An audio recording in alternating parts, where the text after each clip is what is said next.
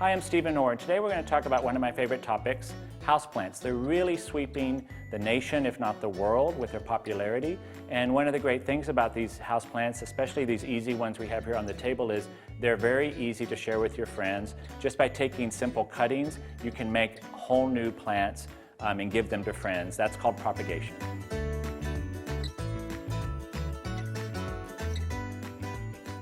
Today we're going to go through and talk about which plants work well for propagation.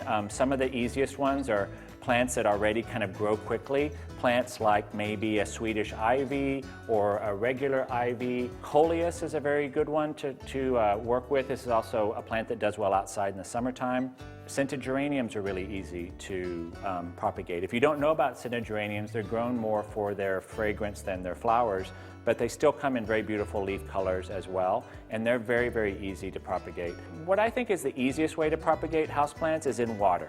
There's just a couple of things you need to keep in mind. We've had this one in here. This is an ivy. We've had it in its glass bottle for about 2 weeks, and you know, we could, the little white roots are showing up here in the glass, and that's how you know that the plant is ready to plant. One thing you need to keep in mind is if you leave your cuttings in water for too long, the roots actually get kind of acclimatized to water and they're not ready for soil. So what I would suggest is about ½ an inch of roots is about the most you need to go ahead and plant your house plant. Any longer than that and you're endangering the roots not being able to adjust to soil. Once you pull the plant out, and I'll show you, just pull it out like this, you can see all these nice healthy roots. And then what you'll do is you'll just place them right in a pot like this and keep this evenly moist. If you're worried about you know, dry conditions in your house, you can go ahead and put a plastic bag over this and create kind of your own little mini greenhouse. If you're worried about the fragility of the leaves, you can put some chopsticks or pencils in here and create kind of a little tent.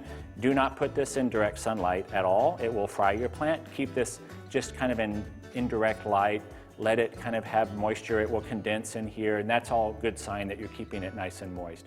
You'll know that the plant is ready when you come and you tug on it and it doesn't give. This one's not ready because I can pull it right out, but if you wanted to test it, you just tug lightly, and if it's giving you resistance, that means it's growing roots. Once the roots are well established, this thing is ready to be given away to somebody. You could grow it on to be a little bit bigger and put it in a larger pot. Besides the water method, another way to do this is to do just a rooted cutting without water and do it in soil. That's easy to do with scented geraniums or different kinds of ivy or coleus like we spoke of before. What I do is cut off a few inches of the plant, about maybe 3 or 4 inches. And then what you do is just pull off the lower leaves, leaving only a few leaves at the top.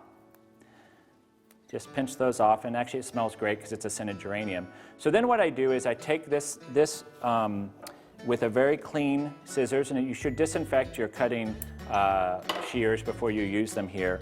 Take simple potting soil in a little pot, and then you take rooting hormone, which you can buy at any nursery, and this just helps the plant root. It's a hormone that signals to the plant that it's time to put out some roots.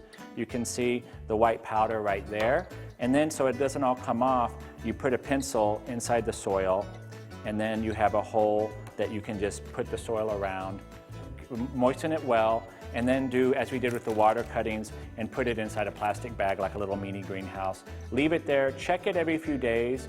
When you can tug on that and get some resistance, you know that it's growing roots. So one final very easy way to divide houseplants, and this only works on certain plants, and you can go online and kind of research which ones it would be because there's a pretty big list, but one way to kind of tell is to look for houseplants where it tends to send up different little branches of the plant at ground level. Sometimes these little baby plants are called pups depending on the plant, and what you're really doing is pulling this plant and very carefully pulling it apart to make more than one plant. So let's say this plant was really quite large. You could even do it with a large plant and come away with some large plants, or you could have a large plant that has small pups like this at the bottom that you just kind of gingerly pull off.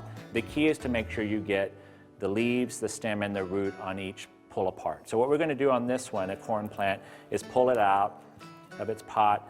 And then we're going to look at it. Oh, see, it's ready to roll. It's ready to split. And you just look at it and you see where it naturally comes apart without too much resistance. I can see that this one right here I just break it slightly, I get roots on either end, slightly less roots here, slightly more roots here.